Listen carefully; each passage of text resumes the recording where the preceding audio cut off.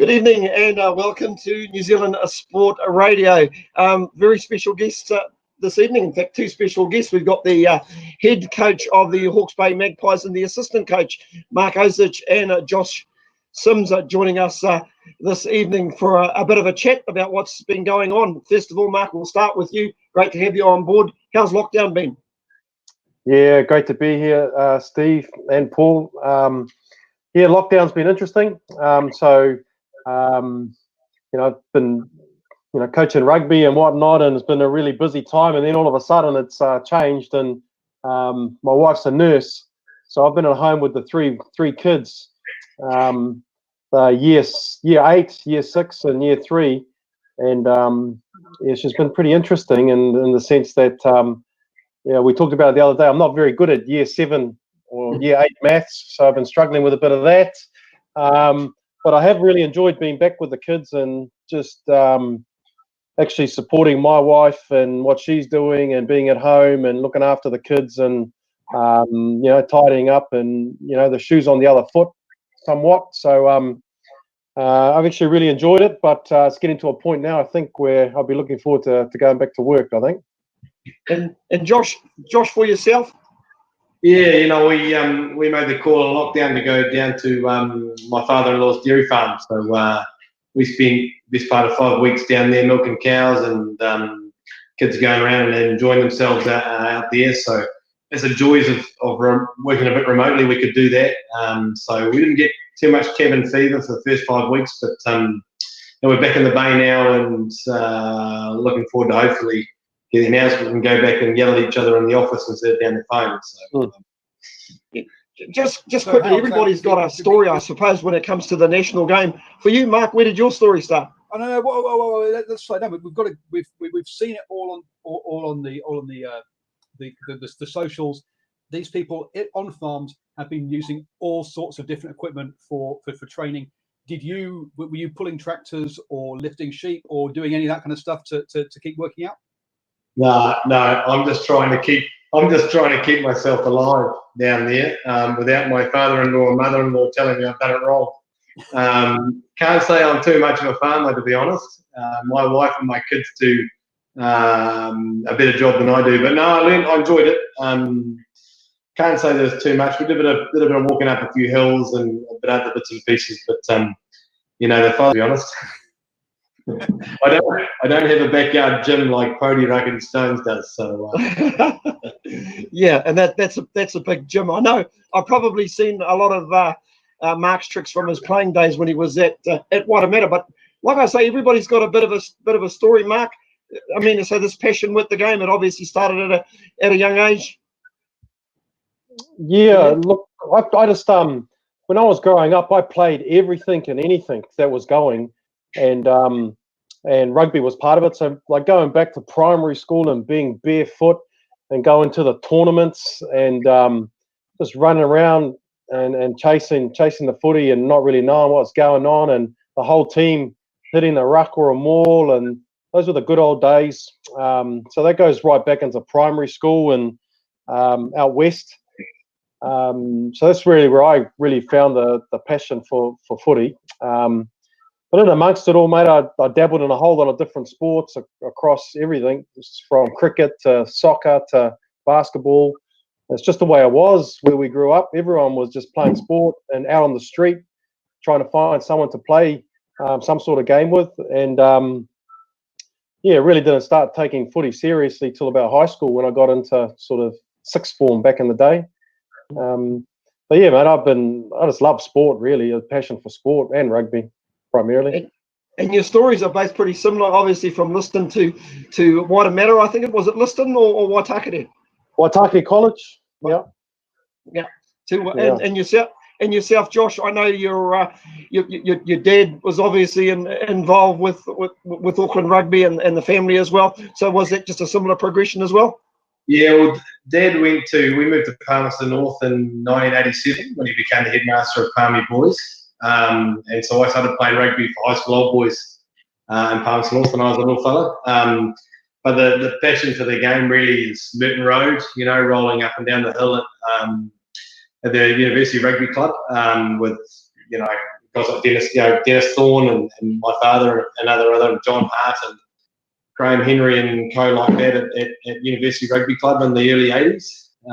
So I grew up with those guys around, and when I started playing rugby in Palmerston North, there was a bit of a disconnect with obviously Auckland Rugby, but Dad obviously went after he finished with Palmerston North Boys High, went back to Auckland Rugby, and I went back to Auckland from there basically. But yeah, that was the connection. Auckland Grammar. Dad was coaching in the early 80s, and there were lots of guys I remember from those days, Matthew Ridge and Fox and people like that. So now, because Paul's wearing that British Lions jersey this evening, is there a little bit of a family tie-up, a bit of a story, the 1977 Lions that were knocked over by the New Zealand universities? Is there a bit of a story? Is there a story behind that? Every time my father gets a new delivery from Fine Wines online and they get about half a bottle or 2 bottles deep, he'll send me the full unedited version of the New Zealand universities beating the Lions in 1977. And I get to see that. It's a different game. But it's fair to say he played the game a bit better than I did, to be fair. But certainly a different game. And I think probably his crowning glory beating them in Lancaster Park in the late 70s. Yeah, I think I saw some old footage on Facebook a couple of weeks ago, and it was a very, very convincing win, you've got to say. So I wonder if he still dines out on that. Of course he does. And of course, Mark, a lot of people won't know that you've played international rugby as well. Can you tell us a little bit about that journey? Oh, mate, it's the Waitemata connection. So I was just playing club footy for Waitemata, and the Waitemata Premier coach back then was a guy called Dick Boric, and he went off and coached Croatia. And really, I was in my mid-20s or early 20s, not really doing much, not really making any rep teams, and he offered me an opportunity to go and travel and play footy. So, yeah, basically played a few internationals for them and went on the 7th circuit with the Croats and did a bit of travel for a few years and had a hell of a good time. So Croatia, that's like obviously not Six Nations. The next level down, you've got Georgia, Romania, etc., and Croatia's the level below that.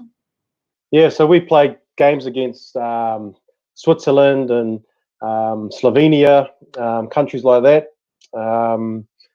So it was interesting. It was run on a pretty low budget, so but it was good. It was good travel and good times.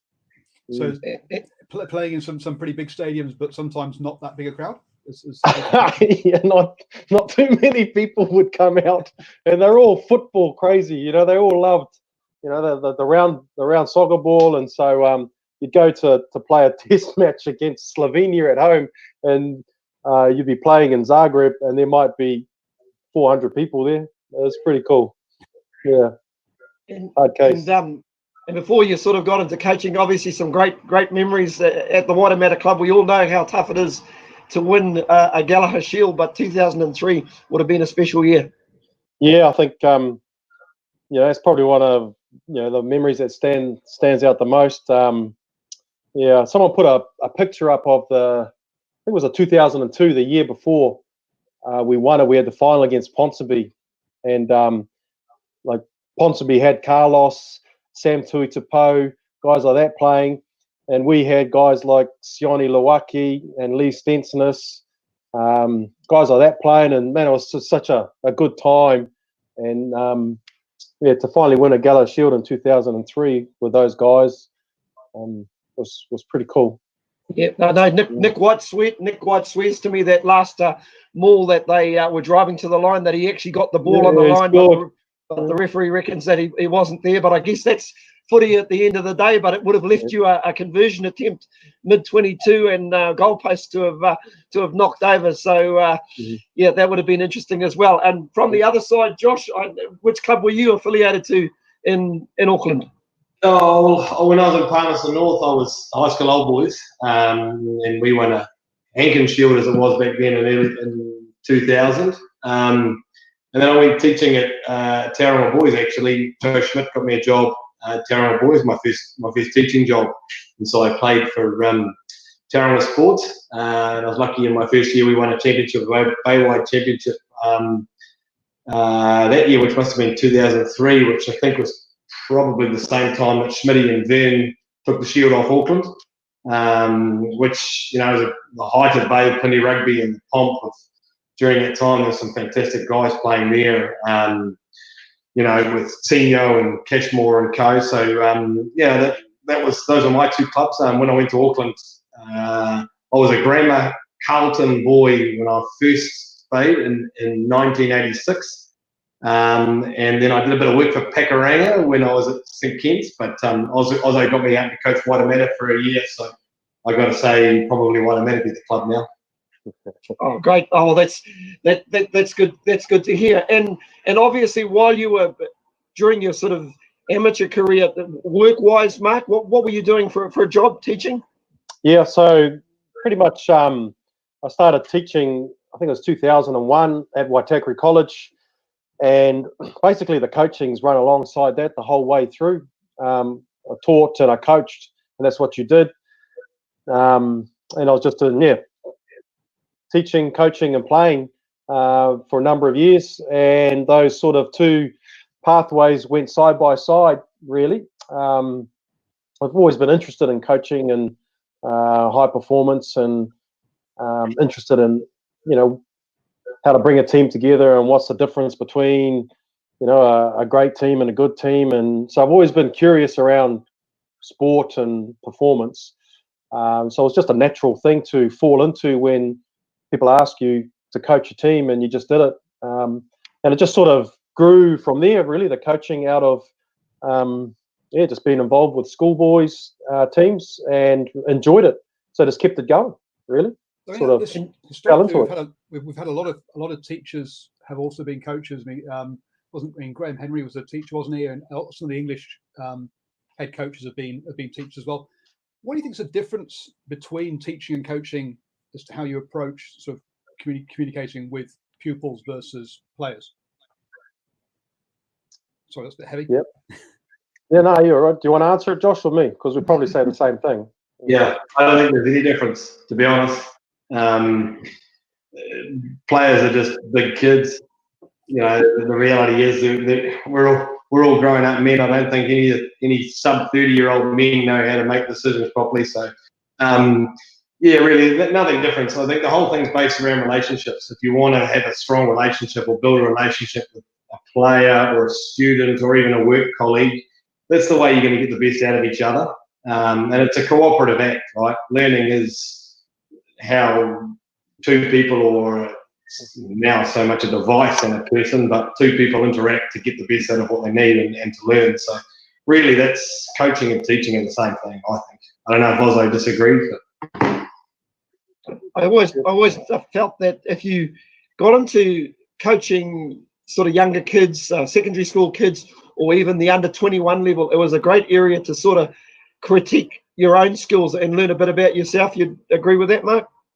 Yeah, I think so. Like, the kids just know if you're a bullshitter, or if you say something and you don't back it up, or you hold them to a certain set of standards, but you live in a different set of standards and you contradict. Man, the kids just sniff it out and treat you as such. And so Simsy's bang on. It's relationships, it's trust, it's how you talk to people, you know, the way they see you. And if you are preaching or coaching or living a certain way and you expect them to, is that reflected in what you're doing?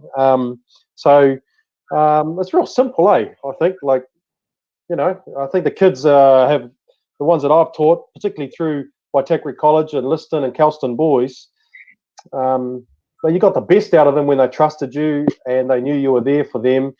And you might not have been the best coach technically and tactically back then, but the kids really appreciated you and your time and that, and they played for you and each other. And so those are really good, you know, foundation elements, I think, towards your coaching. Really, it's pretty simple.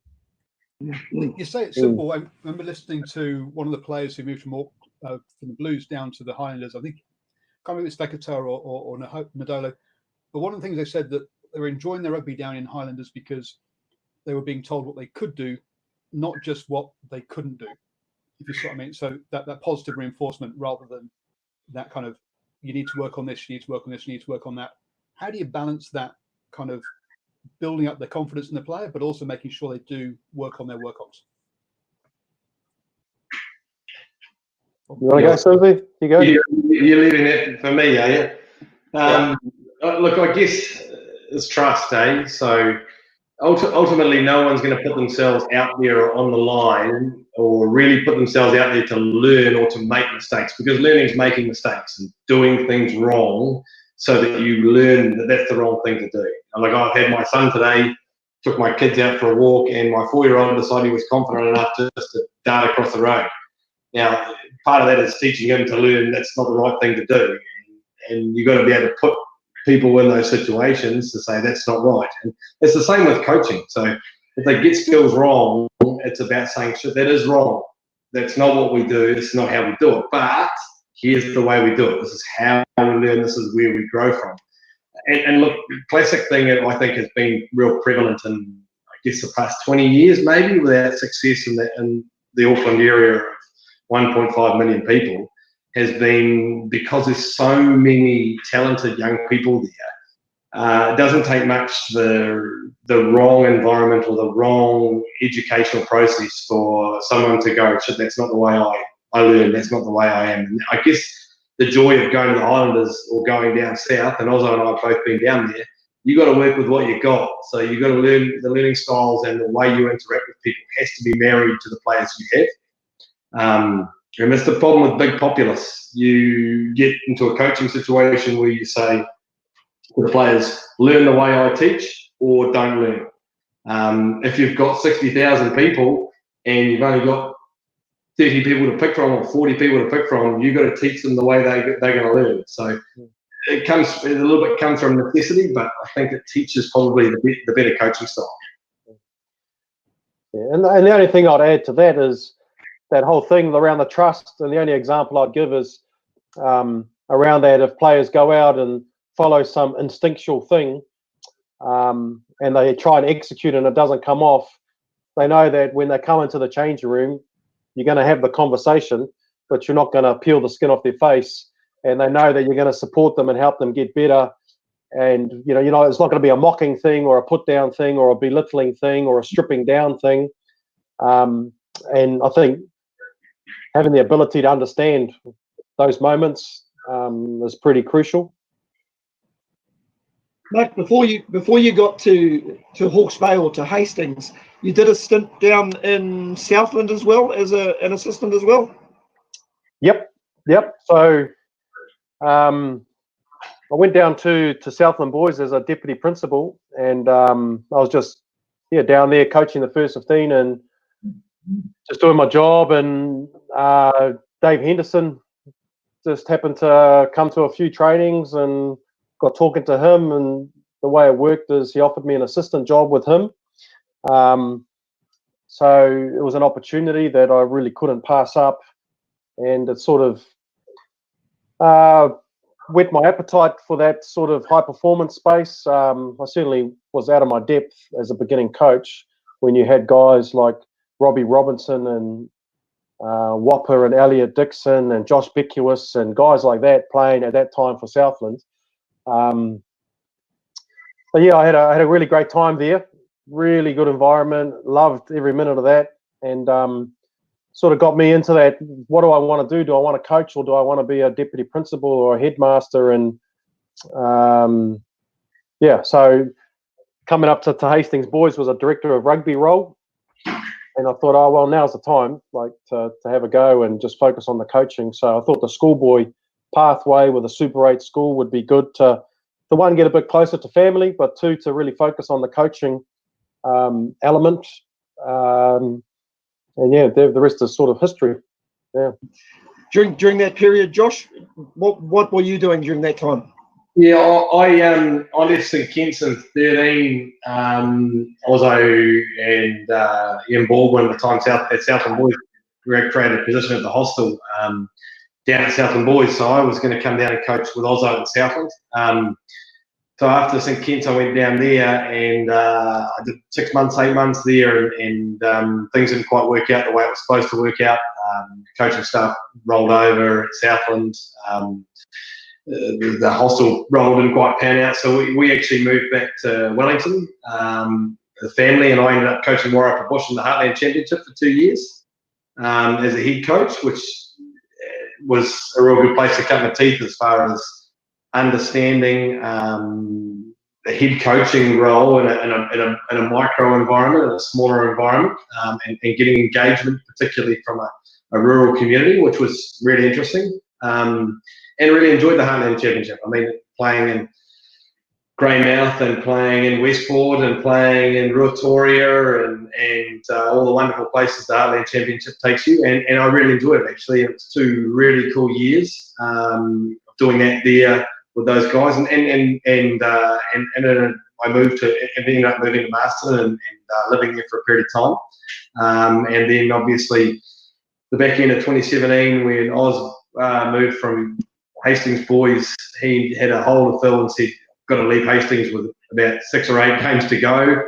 Can you fill that hole for me while I go and take Hawke's Bay? And I thought, well, give me the keys to a Rolls Royce, that'll be easy to drive. That team was on autopilot by that stage, and with Tough Eye and Ozzo, they were off to a national championship in 2017. So that's what I did in between there. You know, the Hawke's Bay's always had a rich history of some really good young kids. The Ross Shield down there, I'm not too sure if that's still up and running these days, but you see some great under-15s come out of there. But you think of Hawke's Bay, and sometimes you think more of Napier boys as opposed to Hastings. Listen, Hastings, their success in the last few years has been quite incredible. Is that due to the academy and a buy-in from all the kids that come to Hawke's Bay, to Hastings, beg your pardon? Yeah, I think they've always had talent in the school, from what I can understand, and looking back at the players that have been there. And I think like Rob Sturch, the headmaster, and Tough Eye, and myself when I was there, just putting a bit of structure around what the academy looked like and what we're trying to achieve with the young players through year 9 and 10, and just bringing a focus to fundamentals and skills and what we wanted it to look like, and then putting some parameters around education and expectations around how they present and attendance, knowing that the correlation between attendance and NCEA, are strongly linked. So if you attend school, you generally are going to get NCEA level 1, 2, and 3. So I guess it was the bring-in of the sort of 3 pieces there in terms of the leaders of that program, and then the talent. The kids are there. Like, there's so much talent within Hawke's Bay. So I don't know if it's the climate or what, but they just out playing games year round, whether it be volleyball, touch, basketball, volleyball, cricket. Just the kids here are so skillful with their hands and got great dexterity. I just couldn't believe it when I went to when I first got here. I went to a sevens tournament, and I watched them play. And we hadn't really started the rugby program as such, but I went, and Hastings boys played in the local comp, and there were like Lincoln McClutchy and Danny Tuala and Falau Whakatava and Devin Flanders and Keanu Kiradu Syms. They were all out there playing, and I didn't know these kids. I just saw them, and I think I rang Symsy on the way home, and I said, mate, you just wouldn't believe the skill sets that I've just seen from these kids. It's unreal. And they're not big humans. They're not big in terms of size and stature, but skill and speed and agility. I was just going, wow, they could really do something here with these guys. And they seem to be just kicking on. The talent's there within the Bay, which is really good for us. And you've both been involved with school age kids. How important is it for them to be that multidiscipline and for their development, trying out different sports? Yeah, leave that one on me. I was like, I think hugely. Yeah, I think it's very important. I mean, there are the what I call the outliers, but there are those that just say I'm going to be this, and it is hugely dependent on their mindset. Your Tiger Woods, I'm going to be the best golfer in the world, and this is what I'm going to do. And tennis brings a few of those as well, but they're very much different things. I mean, for me, there's trying and playing different sports, particularly learning from different environments. I mean, I spend a lot of my coaching looking at what different sports teams, different environments, different things bring to that and bring to the table. It's not just I guess I wouldn't call myself traditionally a rugby head. Most of my coaching early days was actually cricket, and that's credit for me. That's one of the more difficult games to coach because it's an incredibly individualistic game based around a team environment. Here comes my son who wants an interview. Can you go? No. Yeah, take that. Go. We've got a golf game on my phone that he really likes wasting all my money on. So Yeah, you never leave your iPhone with grandkids or younger children.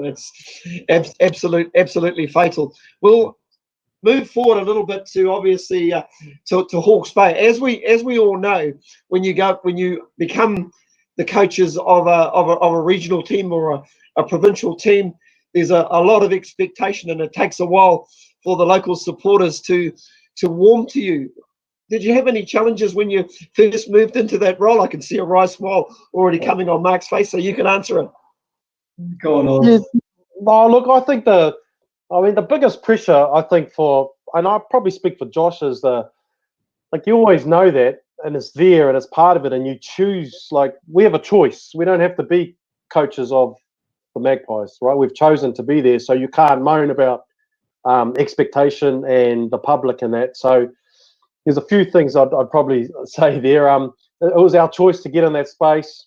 There's a lot of self-doubt because both Josh and I, we're not ex-rugby players, nor do we play for the All Blacks. We didn't play Super Rugby. And so straight away, someone that comes into a room that has done that, they get the respect and the admiration because of what they've done in the past. And they might not be a good coach, but naturally there's that, okay, this guy's done this in the game and whatever. And, we certainly came into that space, and we can't lean on that. We can't have that to prop up our reputation. So but it's been a real thing in the forefront of our mind was to engage with community, engage with clubs, talk to people, be transparent, not hide and lie and manipulate and deceive and blame. If we win or we lose, we win and we lose because we coach the way we coach, and that's it, and we play the way we play. And that's kind of been our mindset and how we've gone about this whole thing. And so I think the community have really, I feel they've really embraced us. And when we haven't performed well, we get the banging on the window in the box. There's been a couple of games where the punters have turned around and banged on the window and given it a big boo to you guys, And then by the same token, when the guys lay it on the line and they lose a tight one, they're like, yeah, man, that's good. We can see the passion in your team, and they're there. And so you just embrace those ups and downs and just be who you are, and don't try and be anything you're not, and just love what you're doing because, you might not be there for too long, So I'm going to interject here. We've got a great rugby public in Hawke's Bay. I have to tell you a story, and this sums up Ozzo pretty well. Against Northland in 2018, Northland came out absolutely rampant. Rene Ranger and Wright and a number of others, and Dan, I think it was Dan Hawkins kicking goals, couldn't miss. I think we were 30-something, 15 down at half-time, and we'd let in tries from everywhere. And we're coming down the stairs at McLean Park, and everyone's giving us a chirp. And one guy turns around and says, "Fix your effing defence. What are you doing?" And the head coach turned around and pointed at me and said, "He's the defence coach." That's such a lie. That's such a lie. Hands, but thankfully that story ended relatively well. We actually came back in the second half and won, but that's our rugby public. They're fantastic. They're passionate. We have the best crowds in the competition. Yeah, we do. And we're incredibly well supported. So, you know, we're going to give a product and we're going to produce stuff that they deserve. So, you know, that's part of the players and our responsibility to them. So you weren't tempted to grab him and say, "Look, come into the sheds. You tell him how to defend, and get him to do the halftime talk." Mark, I was gonna say I'll have a word to my whānau that was banging on the window, mate, and tell them to stop doing that. The same no worries there. The same guys every game. We had Dale McLeod on last week, who's the head coach of Southland, and I asked him. I said to him, a provincial team is only as strong as your club competition. When you first looked at the Hawke's Bay club competition, what did you see? Well, I think the club footy was maybe it was a couple of two or three teams who had players and had numbers, and then there were the rest. You know what I mean? And so,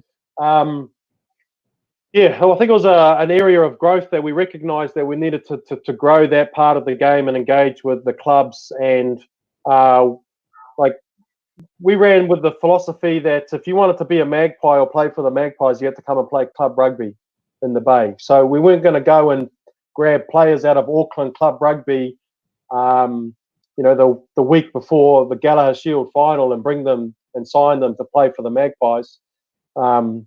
So if anyone wanted to come to the Bay, and we brought in a number of guys, they played club footy, and we gave them opportunity like everybody else, and they had to be better and prove themselves. And so that was our challenge, was to engage with the rugby community in terms of the club footy and try and bring players and a willingness to compete for contracts and play for the Magpies. So that was probably, you know, 2 or 3 years of hard work. And a guy like Josh Kiefer comes to mind. I don't know if you know Josh Kiefer, but he played for Auckland. He came out of Onehunga High School, and we offered him an opportunity to come down here. And he's been down here for 3 years now. He's finished his engineering degree, and he's working for an engineering company locally. He's got a partner here from the Bay, and he's having their first baby's expected in July. It's a real success story of how it can work, you know, and he's got the respect of his peers and the community, and he goes out there and plays, and he's one of the Hawke's Bay boys, and he bought into that. And so that's what we were really keen to do. We didn't want the guy to come in for a couple of months and then go, and I just don't think there was a connection with the clubs and with people if we were doing that. So in amongst it, there was a few challenges, but that's kind of where we sunk our teeth into in the first few years. I think also there's no secret in New Zealand rugby that club footy's struggling. I've been around enough club footy around the place. Numbers are difficult to come by, and it's just the nature of human beings. So if we just said that's the club's problem, not ours, we'd fall by the wayside because we just wouldn't have those players that we needed to be competitive.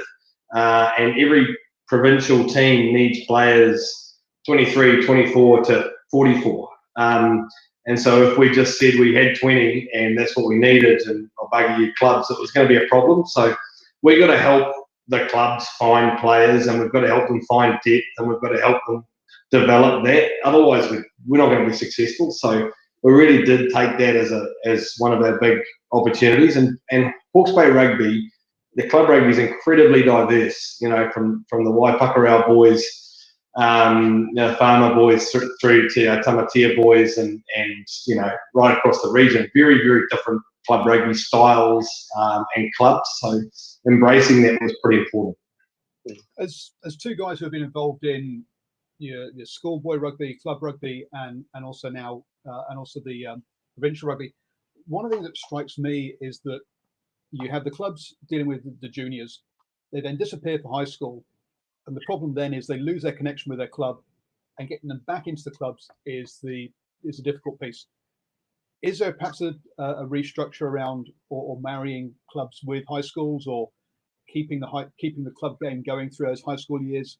Would that be an answer, do you think, to keep players in the clubs?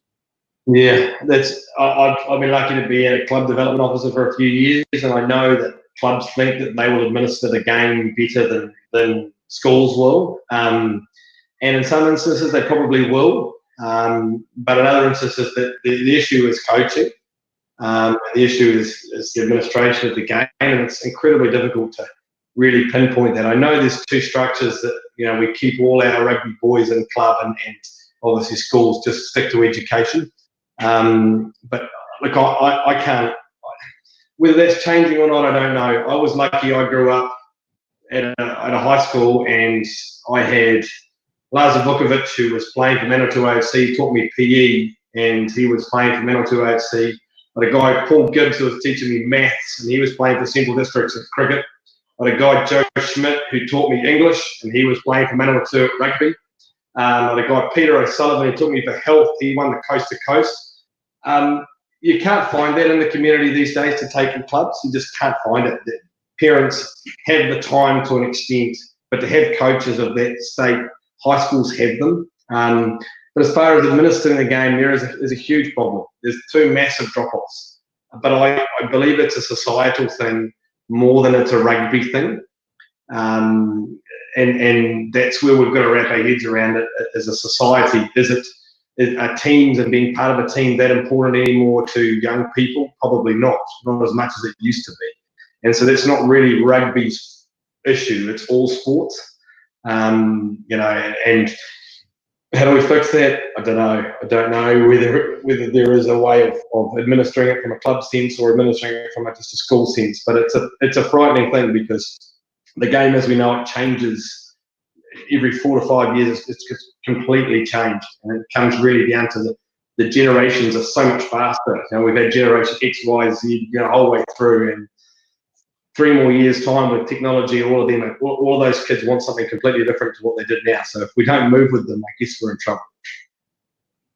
Like a question for yourself. At the end of 2017, you came out of a real tough year with Hawke's Bay. Yourself and Craig Philpott, were you involved with Craig that year? But what was your mindset sort of coming out of that year? And it was a very, very tough year. A lot of injuries, Magpies that year, and of course everything's results based. What were your thoughts?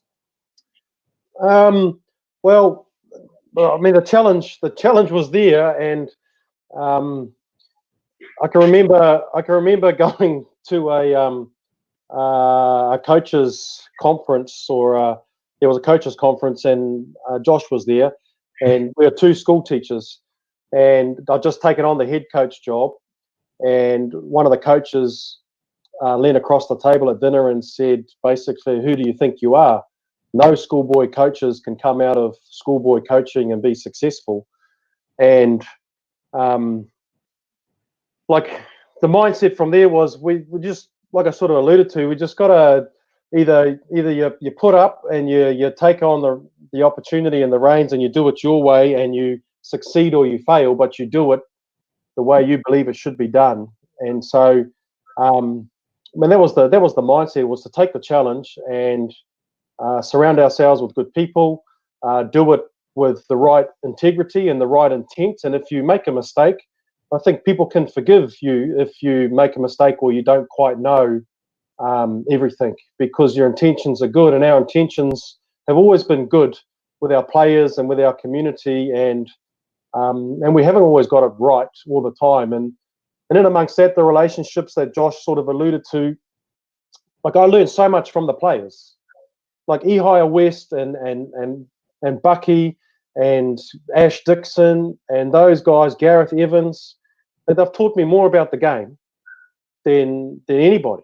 The players have taught me all the little bits of detail that I might not have known because I haven't played at that high level, and I accepted that, and I worked with those guys as we did with the coaching staff, and we grew together.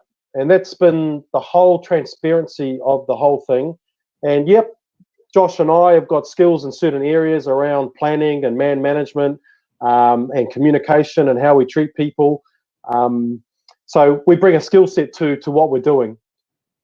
and then the rest of it, we have worked with the people that we've got to help get to where we are right now, and so that was really the acceptance of the challenge, and the way you go about it. I think, you know, we never tried to pretend we were something we're not. We were just ourselves, and the bits that we didn't know or we failed in, the players were really forgiving and really helpful, and I'm forever grateful for that, you know, because they didn't have to do that, but they did. And so I think that's sort of built, and you know, that trust with our group is there, and we've slowly gotten a little bit better and a little bit better as the years have gone on. And you know, Josh and I got so much time and admiration for our guys. There's nothing we wouldn't do for them. So that's kind of how it's all sort of evolved, and there's nothing magic in that, and there's nothing amazing. It's just been hard work, and being honest to what we're about. Yeah, also hits it on the head. I think when I came on board in 2018, we looked at a board of contracted players, and I think we had 7 who were contracted after the 2017 season, and the rest were up in the air whether they were going to stay or go, or where we were going to get them from. I think we turned 2020, we came in and we looked at our board, we had 28 who all want to stay or want to play. So it's sort of reflected in that relationship side of things. I mean, it's such a macho environment, rugby, and part of being macho is not admitting you're wrong. It's a stupid thing that we men do, but rugby men do worse. So if we can role model the fact, oh shit, I got that wrong within a meeting or within a training or within whatever, you're not showing weakness, actually showing a bit of strength to say, I'm going to correct that and we'll get it better next week. Mark's right, that the bullshit gets sniffed really quickly. If you stand up in front of a room with a whole lot of professional rugby players and you try and fumble your way through something, so they're going, actually, I don't know that. I'll find it out, and this is what we'll do. So I think that's reflected in the board of players. To be honest, we actually had a bloody good team this year. I hope we get on the field. I listened to my colleague Paul today, who had a guy from Analytics Gainline on, and today he spoke in his interview about how important it was having the right team together. And when you came into 2018, you obviously brought a scrum coach who we've been privileged enough to have interviewed already. How important was that to you both? Josh, I'll go to you for that. Yeah, I had defence and forwards as my portfolio in 2018, and I'd scrum, line out, and defence. You know, all of those things individually are reasonably big portfolios. And I nearly had a heart attack in 11 games. It got to the end of the season, I was about 200 kilos, and my eyes were square, and I thought, this is unsustainable. So I was lucky. I had Ben May and Ash Dixon, obviously in the scrum sense, particularly Ben May in my first year in 2018, and Michael Allardyce and Gareth Evans and Tom Parsons with the line out in 2018 as well. So there's a bit of help in that space, but I just couldn't juggle all the balls without dropping one each week. So, yeah, Ozzo and I, particularly Ozzo, knew that to get the best out of our D, we needed a little bit of help. And Ozzo had Jason Schumacher last year with the backs, but obviously bringing Francisco on as a scrum coach was pretty important to lighten that load. And I've never been a scrum professor, to be honest, and he genuinely is a scrum professor. I think he actually sleeps in the crouch bind touch position. So he's sleeps to the horizontal back, and that's the way he is. But yeah, massive importance to us. And scrum and line out drive are pretty important to our game as well. So he certainly makes my job easier. Talking about that coaching thing and learning from the players, and you've got players, as you say, Ben May, Rackety Stones, Gareth Evans with the Hurricanes. You've got guys down with the Highlanders. Obviously, you've got Brad Weber, Allardyce, etc. up with the Chiefs. One of the strengths, I think, of New Zealand coaching is that you've got these players. Any ideas you have, they'll take away and give away at the Super Rugby. But also, every time they come back, they bring back all the other ideas. So an idea doesn't last more than a season before everyone knows it. So have you found that to be a real sort of strength in your coaching and learning, that they're bringing so many ideas in? Yeah, I think so. I think it's massive, and there's no secrets. Like if you think you can hide and keep what you're doing to yourself and no one's going to find out, there's no chance. But you just go onto YouTube and you can find 4 million videos on all sorts of different things. Like there's no secrets in and amongst it. And so I think what you just got to do is understand that what you're doing and hang your hat on what you believe is right, and you're working with your players to find the best methodology or game plan or whatever it is that you're coaching, whatever you're focusing on, and then backing yourselves. And like we had this conversation the other day around how maybe we got away from that last year. Like Simsy and I have been real fundamental skills coaches, right? And so we've backed ourselves in terms of coaching skill. And then sometimes you're looking for things or little one-off moves or trick plays, and it can detract from getting to the fundamentals and pursuing that excellence in whatever it is, passing, catch and breakdown, carry, cleaning, whatever. And so, like we just had a conversation today on a Zoom meeting as coaching staff around, basically that, how we're going to do that better and how we're going to hold and have greater accountability in that space. And so, I think you can get caught trying to reinvent stuff and lose sight of what's been successful for you and getting you here in the first place. But yeah, you're right. There's no secrets in the game. Well, the challenge, I think the big challenge of that is actually knitting it all together, because the Hurricanes defend a significantly different way than the Highlanders defend than the Chiefs do. And as soon as you knit someone together there and put them together in an offensive situation or attacking situation, there's been 6 months or 8 months of them learning a particular way they're going to react under pressure, and that's what they go to. And we've had them for 2.5 weeks, some of them less if they've been playing for the Māoris or had a longer break. So there's a little bit of revert to type and getting what you want to do through there is a bit of a balancing act. So it can be quite difficult in that sense. But yeah, it's certainly part of the the coaching and learning space that we've got to be able to say, right, what's the best parts of that, and what can we uncoach or coach in that will stick in 10 days. So it's a challenge. How much can you work with your clubs to have a common defensive strategy across all your clubs? So all your club players come in with the right one, or again, do all your clubs have different defensive structures as well? Well, fundamentally, defensively, the game's changed as far as its contact height. And so a lot of the big grapple and roll tackles and upstairs locking up balls just obsolete. And so really trying to get clubs to focus on a lower tackle or a chop tackle or grass tackling, it's actually quite a hard skill. So as far as the system goes, I'd say with Oz, fundamentally, if I can make good below hips tackles and chop and finish guys, you can run almost any system you want to run. The key is actual tackle. And you'd be surprised on how many Super Rugby players don't understand how to tackle on one side, particularly, or don't tackle well head on, but do side on.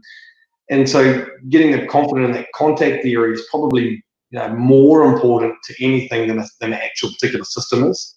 Because often they'll make mistakes or they'll hurt a system simply because they're not confident. So I've worked pretty hard in the last couple of years to say that we want to get our tackle height low and our contact height low and have people being safe with their heads down near those bony areas, which is, I think a bit of a change in the game, or certainly has been over the last 10 years anyway.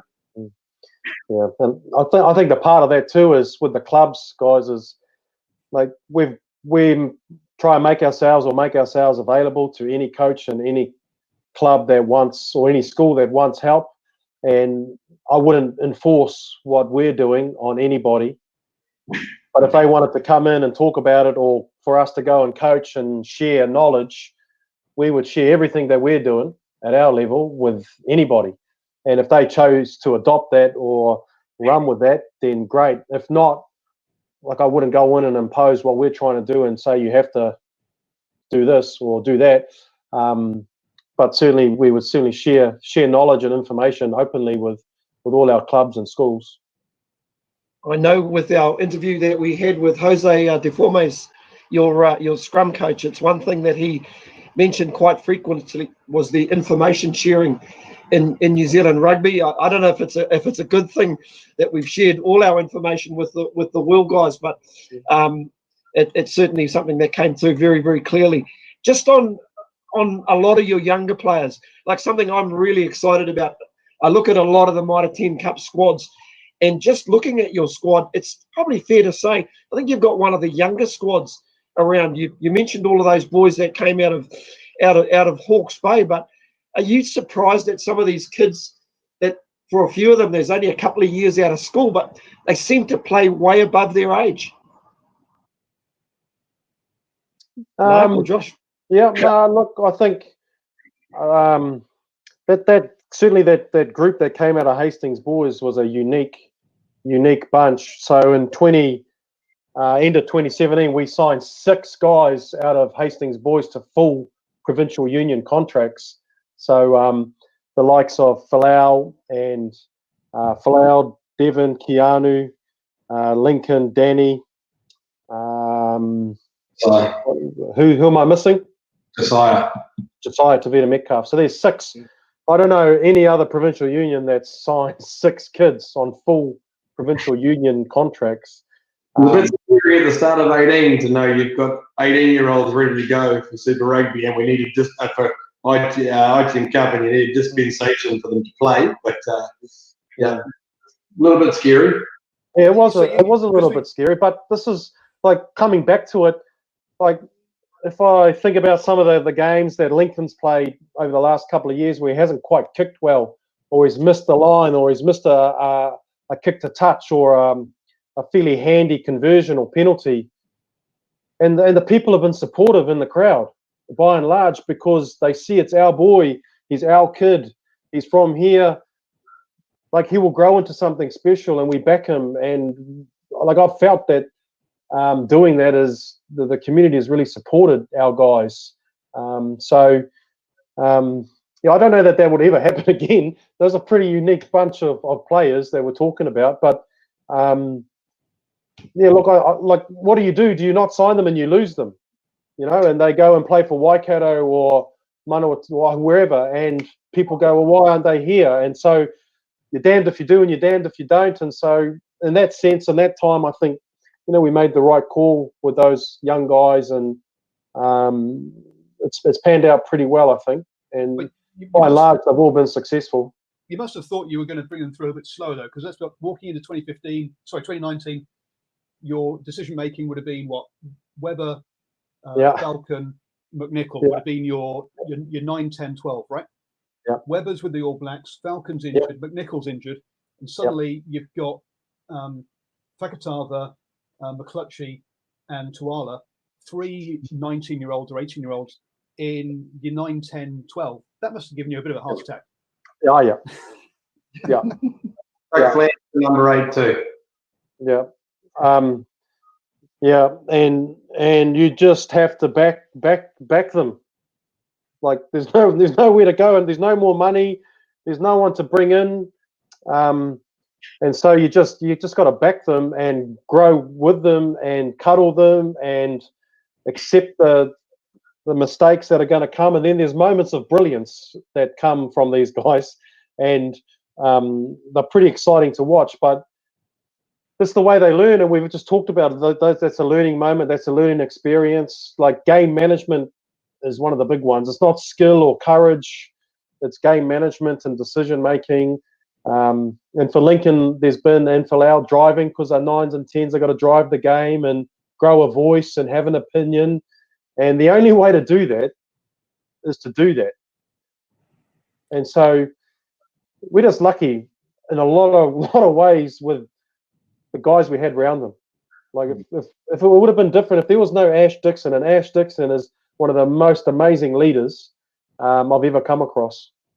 And his ability to tap into people and get them on the same page, and you put him with Gareth and Ben May, and you put those guys around them, and the support that they felt that they could make a bad decision, a bad call, and the guys would park it and they'd move on and back them to make the next one. We're really fortunate with the whole dynamic of how that worked, because it could have been a lot worse, and it could have been a lot harder for them if they didn't have the right people around them. I still remember we played Tasman in 2018, last round robin game down there in the wet. Devon Flanders played, I think it was his first start, and he played the house down. I think he made 19 tackles and 12 or 8 carries, but he went through a gap quite early on in the game, and he turned and looked around for support. He didn't want to go, and he didn't weather the pass. He actually would have, if he'd actually tripped and fallen, he would have slid over and scored. It was that wet that night. And he got caught, and we didn't score. And ultimately, I think we got run down 20-odd to 3 or 6 or something in a shitty night down there. But you contrast that with him getting the ball against Otago in the semi-final, and he never looked for anyone else. He was running over Michael Collins and going through Karoi, and it wasn't going to matter. And so they've got to learn. People have to learn to back their talent, and the more opportunity we give them, the better they're going to be. And I said to Ozzy, we're in a bit of a perfect storm here if we get to play, because some of these kids, and I say kids, they're young men now, but some of these guys, the best is really yet to come from them. And if we can tap in and we don't get injured and things go right, some of those boys are pretty phenomenal talents. Well, yeah, I mean, Flanders had a good season with the Canes before the season came to an end. So he's going to have a cracking season. One of the things that the Gainline Analytics chat we had today, or that I broadcast today, was with Simon Strachan. He talks about connectivity between players.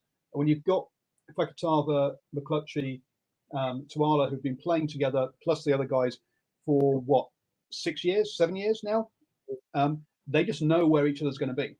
So as long as you give them the platform, which it looks like to us sometimes, it looks like second with Hastings. Yeah, I'm glad they know, because I don't. So as long as as long as you give them a platform, backs always look better with a good platform from the forwards. Give them a solid platform, just give them a little bit of time, and those guys will be, at least they'll be in sync with each other, which helps them a lot, even if the decision making isn't quite on. Sorry, Stephen, I've gone and taken over for a bit. No, that's okay. That's all good. Listen, guys, they often say that wine gets better with age.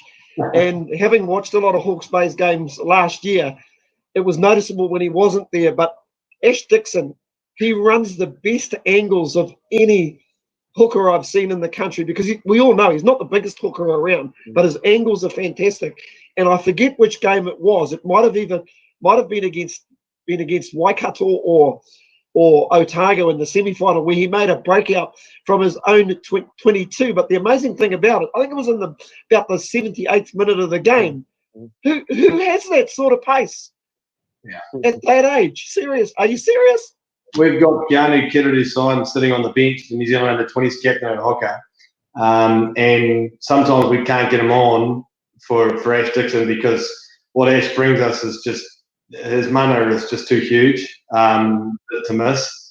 And I can remember that. I think you're probably talking about Waikato. He got an overthrow against Waikato, and he put the world's most horrific centering kick in and turned the ball over, and we had to go back defending again. But we're so lucky to have him. I can't think of another provincial union player as influential on a team as he would be. He's just phenomenal, and what he brings to our side is immeasurable. Yeah. He is a leader of men. To wind down and absolutely. It was very noticeable watching a lot of the performances. Can I say on him, Steve, like at training? Sorry, just where he's at 30, he's done it all. At 31, and we'll have contact training, and he's in there. And he wants double reps and triple reps, and he'll come out with a bleeding ear and a blood nose, and he'll turn around and say, "Put your hand up if you haven't been in here." And he leads and does and expects, and he's not afraid to do it himself. And But he's been really great for us in terms of that whole leadership space. Yeah, there's something that does my head in rugby when people say to me, "Oh, there's a player, he's gone past his use-by date." I often tell people that, yeah, but you're not there. You're not seeing what the coaches see at the training. You're not seeing what the older guy might bring to the table, especially with the young ones. And we know how important experience is. Like I say, guys, we are running down on a time, but I just want to maybe touch on, and Paul as well, about the Mitre 10 Cup in its form at the moment. Obviously, COVID's playing its part, and we can't wait to see Code back on the paddock. In a perfect world, what's a perfect world for you? I'd personally like to see the Mitre 10 Cup stay, regardless of what they're saying at head office in Wellington. Just your own thoughts, Mark? Yeah, yep. For this year and beyond, the Mitre 10 Cup holds a special place, in the fabric of New Zealand society and rugby. So moving forward, I hope it's got a place. And then certainly this year, even if it's a later start and we can run the competition, whatever that looks like, I just hope it gets off the ground and we can play footy and give the local provincial people, whatever their team and their province is, something they can watch on TV at the very least and get interested in. So, I'm not sure what would happen to New Zealand rugby if provincial rugby wasn't there. And Josh should probably agree with Mark as well. Yeah. I'm a rugby romantic, so I grew up. Provincial rugby was everything. I got blue and white Auckland rugby photos all over the wall at home. The 1970s teams that my father played for, and I can't see it functioning. I can't see New Zealand rugby's model functioning without the Mitre 10 Cup, without provincial rugby.